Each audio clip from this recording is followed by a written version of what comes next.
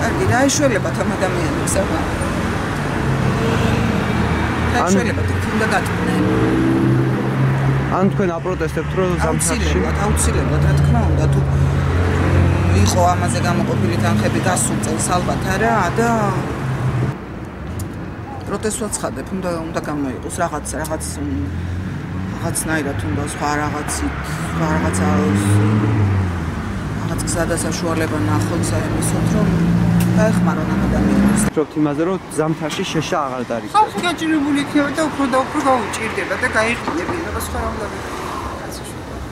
ნუ ყოველ შემთხვევაში არა ვარ მომხრე იმისი რომ არ დაარიგდეს. უნდა დაარიგდეს, რომ გაჭირებული ხალხს ხელი მოემართოს. რა უნდა ქნას ახლა იმ გაჭირებულმა რითი იყიდოს ხალხის სიღარიბის ღვარსია და არანაირი დახმარება მაგათ არაა. უნდა დაეხმარნენ. იმაში რა უნდა ქნას ახლა პენსიონერმა მოხუცმა.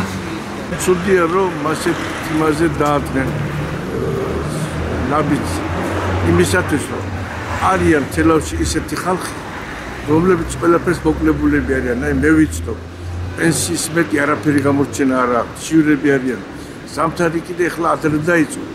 ხანგრძლივად გასტანს. პროგნოზებია რომ ევროპიდან არის პროგნოზი ხანგრძლივი და მკაცრი ზამთარი იქნება.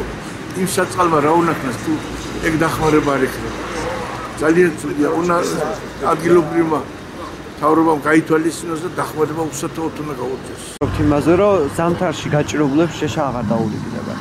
ძალიან ცოდოები და ცოდვები არიან და დაულიდებათ.